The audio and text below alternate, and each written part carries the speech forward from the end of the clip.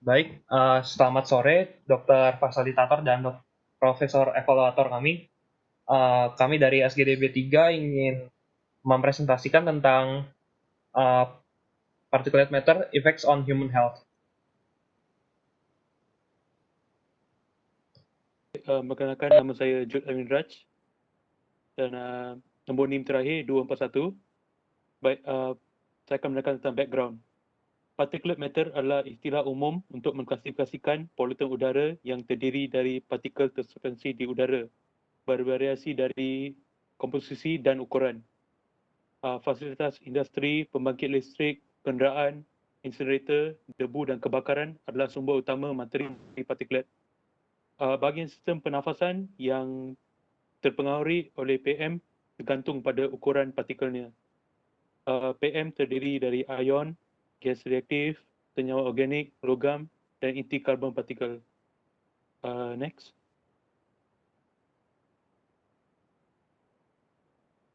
Baik, perkenalkan nama saya Albertus Immanuel, NIM 093. Di sini saya akan menjelaskan mengenai definisi. Jadi definisi dari particulate matter sendiri yaitu merupakan sebaran partikel padat atau cairan berukuran mikroskopik di udara. Istilah ini dapat disamaartikan dengan aerosol. Kemudian PM dapat terjadi akibat proses alamiah ataupun buatan manusia. Kemudian PM dihubungkan dengan berbagai penyakit di manusia. Pada Global Burden of Disease Survey di tahun 2013, PM menduduki peringkat ke-12 di faktor risiko Disability Adjusted Life Years atau DALYS. Akibat dampak negatif pada kesehatan serta peran sebagai polutan utama di dunia, perlu diketahui status dari polusi PM serta dampaknya terhadap kesehatan manusia di dunia ini. Baik, next. Perkenalkan, saya Gabriela Quinsanya Linardi dengan NIM akhir 113. Di sini saya akan menjelaskan mengenai klasifikasi dari particulate matter. Particulate matter dapat dibagi menjadi 4 kelas berdasarkan ukuran partikelnya, yaitu PM0,1 atau ultrafine PM yang berukuran kurang dari 0,1 mikron, PM2,5 atau fine PM yang berukuran kurang dari 2,5 mikron, PM10 atau coarse PM yang berukuran kurang dari 10 mikron, dan total suspended particulates atau TSP yang berukuran kurang dari 30 mikron, di mana contoh-contoh dari partikel tersebut dapat dilihat pada gambar yang tertera di slide. Next. Kemudian, fine dan coarse PM merupakan PM yang paling umum ditemukan, di mana sumber dari fine PM adalah pembakaran, transformasi atmosferik molekul tertentu, dan proses-proses bertemperatur tinggi. Sedangkan untuk coarse PM, sumbernya adalah sumber-sumber biologis, konstruksi maupun demolisi, resuspensi debu industri dan tanah, suspensi tanah yang terganggu, pembakaran batu bara dan minyak, serta ocean spray. Next. Selain itu, PM dibagi juga menjadi partikel primer dan juga sekunder berdasarkan metode emisinya. Partikel primer merupakan partikel yang langsung dilepaskan ke udara setelah diproduksi oleh sumbernya, contohnya logam dan logam oksida, karbon dan senyawa organik, serta ion, sedangkan partikel sekunder adalah partikel yang terbentuk oleh transformasi kimia dari polutan gas primer, contohnya SO2, NOx, NH3, maupun senyawa organik volatil. Next. Baik, perkenalkan nama saya Nikada Rizka Megayanti, NIM 053. Jadi saya akan menjelaskan mengenai rute exposure dari materi partikulat. Materi partikulat ini bisa melalui inhalasi. Inhalasi adalah rute yang paling sering terjadi, itu karena materi partikulat itu ditemukan di udara. Kemudian, umumnya partikel yang masuk ke dalam saluran pernapasan ini akan disaring oleh mekanisme mucosiliar. Namun, untuk partikel yang lebih kecil ukurannya, seperti ultrafine, itu bisa masuk tanpa disaring oleh mekanisme tersebut. Dan bahkan, materi partikulat yang ukurannya sangat kecil itu bisa translokasi ke otak melalui jalur saraf olfaktori. Kemudian ada juga ingestion, yaitu masuknya materi partikulat melalui konsumsi makanan atau minuman yang terkontaminasi atau dengan menelan mukus yang sudah berisi materi partikulat. Materi partikulat ini yang masuk ke dalam saluran cerna bisa menyebabkan iritasi dan inflamasi serta merangsang permeabilitas sel di dalam saluran cerna. Kemudian yang terakhir adalah absorpsi kulit. Absorpsi kulit ini melalui proses difusi pasif. Namun, mikrostruktur kulit yang rapat menyebabkan partikulat itu sulit untuk masuk melalui rute ini. Akan tetapi, beberapa bagian kulit seperti folikel rambut dan kelenjar keringat itu memungkinkan perpindahan zat ke dalam tubuh melalui kulit. Next. Baik, perkenalkan nama saya Putih Kansanitra Sensauka dengan 3 NIM terakhir 083. Jadi sini saya akan menjelaskan efek particulate matter untuk paru-paru. Jadi efek particulate matter itu berkaitan erat dengan epitel saluran udara paru-paru manusia, dan juga paru-paru ini memang sangat memungkinkan terpengaruh oleh particulate matter, di mana karena paru-paru itu adalah organ sistem pertama yang berinteraksi melalui sistem pernafasan. Adapun particulate matter yang dapat menyebabkan efek negatif untuk paru-paru berasal dari bahan bakar kimia ataupun gas buangan kendaraan, gas pabrik industri, dan berbagai senyawa organik seperti patogen ataupun jamur. Dan juga particulate matter di sini dapat menyebabkan beberapa penyakit, salah satunya seperti silikosis, asbestosis, asma, dan juga tuberkulosis. Yang dimana particulate matter di sini biasanya disebabkan oleh debu yang mengandung bahan-bahan kimia tersebut. Baik, akan dilanjutkan oleh teman saya. Baik, sebelumnya perkenalkan, nama saya Imadi Gustama Heriawan dengan NIM 17025-11023. Jadi saya akan melanjutkan mengenai efek daripada particulate matter ini kepada jantung. Jadi seperti yang sudah dijelaskan sebelumnya bahwa particulate matter ini bisa masuk ke dalam tubuh manusia, dan khususnya jika partikelnya itu berukuran kurang atau sama dari 2,5 mikrometer, itu dia sangat memungkinkan untuk bisa terjadi kelainan pada jantungnya, karena particulate matter tadi bisa masuk ke sistem kardio.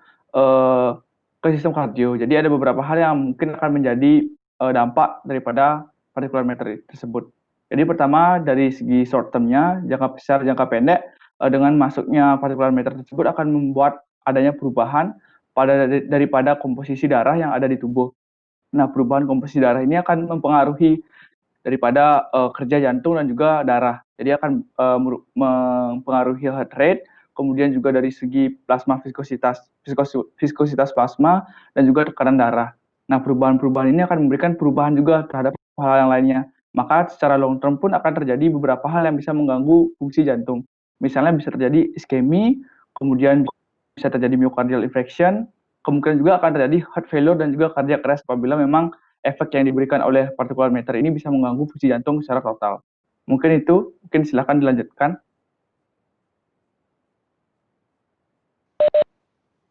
Perkenalkan, saya Christian Axel Cassidy, NIM akhir 212. Jadi, particulate matter dapat masuk ke otak dari beberapa cara. Yang pertama adalah dengan cara merusak blood-brain barrier. Jadi, particulate matter ini dapat menstimulasi dan peredaran darah dan merubah permeabilitas dari blood-brain barrier itu sendiri. Yang kedua adalah melalui nervus olfactorius yang berasal awalnya dari particulate matter dihirup dan menembus mukosa yang kemudian akan dibawa oleh nervus olfactorius dan mencapai ke bulba olfactorius yang akhirnya di otak akan mencapai di kompleks olfactorius. Kemudian melalui mata, yaitu particulate matter dapat masuk melalui drainase nasolacrimal duct yang akhirnya akan berlanjut ke central nervous system. Kemudian particulate matter juga memiliki efek negatif terhadap neurodegenerative disorder seperti Alzheimer disease dan Parkinson disease, dan perkembangan neurodevelopmental disorder seperti autism spectrum disorder dan attention deficit hyperactivity disorder. Next. Memperkenalkan, nama saya Sharmila Devi dan nombor NIM terakhir saya adalah 231. Di sini saya akan menjelaskan tentang diagnosis of respiratory diseases caused by particulate matter. Di sini bisa melakukan anamnesis iaitu basic 4 dan second 7, menanyakan pekerjaan pasien dan daerah tempat tinggalnya, menanyakan tentang lingkungan tempat tinggalnya, menanyakan tentang riwayat pekerjaan dan juga gaya hidup pasien yang berhubungan dengan merokok ataupun tidak. Seterusnya saya akan menjelaskan tentang gamma scintigraphy. Gamma scintigraphy adalah metode konvensional yang digunakan dalam pengubatan nuklear untuk tujuan diagnostik. Gamma scintigraphy ini digunakan untuk mengukur fokus pada pengubatan aerosol di rut penerbangan pinggiran pada pasien fibrosis kistik dan juga menemukan bahawa kesaksian materi partikular dapat dicapai dengan membedakan ukuran molekul dan laju aliran inspirasi. Radioisotop yang digunakan dengan tracer dalam imaging adalah iodine 123, technetium 99, xenon 133, thallium 201, gallium 67 dan juga fluorodeoksyglucose 18. Sebuah penelitian menunjukkan bahawa partikel bertanda technetium 99M disimpan dalam organ tubuh dan dengan cara ini diidentifikasi di atas tiroid, organ saliva, hati, kandung kemih dan juga perut. Next. Kemudian saya akan menjelaskan tentang PET scan yang dikenal sebagai positron emission tomography. PET imaging adalah test non-invasive atomic imaging test yang menggunakan radionukleida sebagai tracer. Obat yang digunakan dalam penyelidikan PET dari vaporizer adalah 11C-trimethylmiconol, 11C formoterol, 18F insulin, 124I insulin dan 125I insulin. 18F FDG fluorodeoksyglucose adalah tracer yang paling umum digunakan untuk investigasi fisiologi paru. PET scan ini sebagai besar digunakan untuk mendiagnosis penyakit pada tingkat sel di mana penyakit ini dimulai pada tingkat ini juga. Data PET dapat memberikan akurasi diagnostik yang lebih baik dibandingkan dengan SPECT, iaitu dikenali sebagai Single Photon Emission Computed Tomography. FDG yang dikenali sebagai fluorodeoksyglucose, PET positron emission tomography dapat membedakan penyakit atau iritasi pada fasa permunaannya. Dengan cara ini memberikan preferensi dalam aplikasi diagnostiknya. Next. Perkenalkan, nama saya Igusti Ayomanda Sinta Adiputri, 3 NIM terakhir 142. Jadi untuk manajemennya, paparan partikulat matter bisa menyebabkan inflamasi pulmonari dan juga penyakit sistem pernafasan, seperti misalnya yang paling sering dialami adalah penyakit asma yang bisa disebabkan oleh endotoksin yang ditemukan di debu rumah tangga. Maka dari itu, manajemen yang bisa dilakukan adalah menyarankan pasien untuk mengeliminasi atau menghindari faktor yang bisa meningkatkan risiko terjadinya asma, seperti misalnya memperbaiki sistem ventilasi udara di rumah atau di tempat yang bekerja. Selanjutnya, sarankan pasien untuk berhenti merokok dan tidak melakukan hal-hal yang bisa meningkatkan polusi partikulat matter di lingkungan sekitarnya. Lalu untuk asmanya bisa ditreatment dengan menggunakan medication berupa pemberian oksigen, agonis beta-2 inhalasi, dan kortikosteroid sistemik. Selain asma, paparan partikulat matter ini juga bisa menyebabkan penyakit sistem pernafasan lain seperti COPD. Untuk COPD sendiri, manajemennya hampir sama dengan asma, yaitu dengan mengeliminasi atau menghindari faktor risiko yang memperburuk kondisi COPD yang dialami oleh si pasien ini, seperti memperbaiki kondisi lingkungan sekitarnya dengan cara memperbaiki sistem sirkulasi udaranya. Lalu untuk menggunakan medication untuk mengobati penyakit COPD-nya sendiri, seperti menggunakan bronchodilator, beta-2 agonis, kortikosteroid inhalasi, dan terapi oksigen bila diperlukan. Next. Baik, perkenalkan nama saya Agatha Nadia Lianto, NIM akhir 162. Jadi untuk prevensi dari particulate matter sendiri, pertama-tama dapat menggunakan masker saat pergi keluar, kemudian perbaikan ventilasi udara dalam ruangan dengan menggunakan air conditioning dan juga air filters. Kemudian hindari memasak ataupun memanaskan makanan di dalam ruangan tertutup. Kemudian hindari juga merokok di dalam ruangan tertutup. Menurut penelitian di Palembang, di kota Palembang, rokok merupakan salah satu faktor resiko yang memperburuk keadaan kesehatan seseorang setelah terpapar partikulat matter. Kemudian dapat juga dilakukan pemasangan air quality index untuk melihat seberapa buruk kualitas udara pada saat ini. Kemudian kurangi aktivitas di luar ruangan. Kemudian pemerintah juga memerankan peran yang penting dalam prevensi pengaruh partikulat matter dengan membentuk sebuah peraturan mengenai perlindungan lingkungan. Next. Ya, baik. Sebelumnya perkenalkan nama saya Johan, NIM terakhir 123. Untuk jangka panjang dari terpaparnya dengan partikel-partikel kecil tersebut, seperti yang sudah disampaikan oleh teman-teman, tentunya mempunyai dampak ke organ-organ vital tubuh seperti otak, paru-paru, dan juga jantung.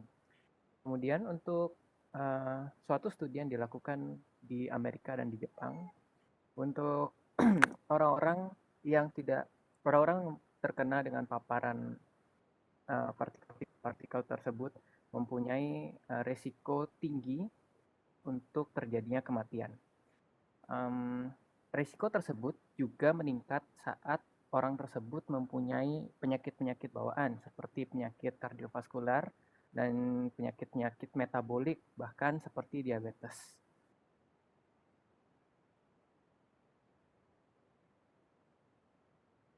Baik, perkenalkan, saya Rofika Parastan, NIM terakhir 152. Di sini saya akan menyimpulkan hasil presentasi sebelumnya, di mana particulate matter itu adalah partikel padat ataupun cair dengan ukuran mikroskopis yang berada di udara dan dapat menyebabkan masalah kesehatan di populasi. Selanjutnya, untuk klasifikasinya sendiri berdasarkan ukuran itu bisa dibagi menjadi 4, ultrafine PM, PM2,5, PM10, dan total suspended particulate. Selain itu, berdasarkan metode emisinya, particulate matter bisa dibagi menjadi primary dan secondary. Untuk rute terekspos-nya, itu bisa melewati inhalasi, absorpsi melalui kulit, ataupun pencernaan. Di mana inhalasi itu merupakan rute yang paling sering terjadi karena particulate matter sendiri itu banyak ditemukan di udara. Selanjutnya, efek yang ditimbulkan itu bisa berefek pada paru-paru melalui sistem inhalasi. Kemudian, bisa juga berefek pada jantung, salah satunya yaitu tekanan darah berubah. Dan yang terakhir, itu bisa juga berefek pada gangguan neurodegeneratif, misalnya masuk melalui mata ataupun nasal cavity. Untuk diagnosis particulate matter sendiri, itu bisa menggunakan anamnesis yang lebih spesifik mengenai rutinitasnya. Lalu diagnosis penunjangnya itu bisa menggunakan gamma scintigraphy ataupun PET.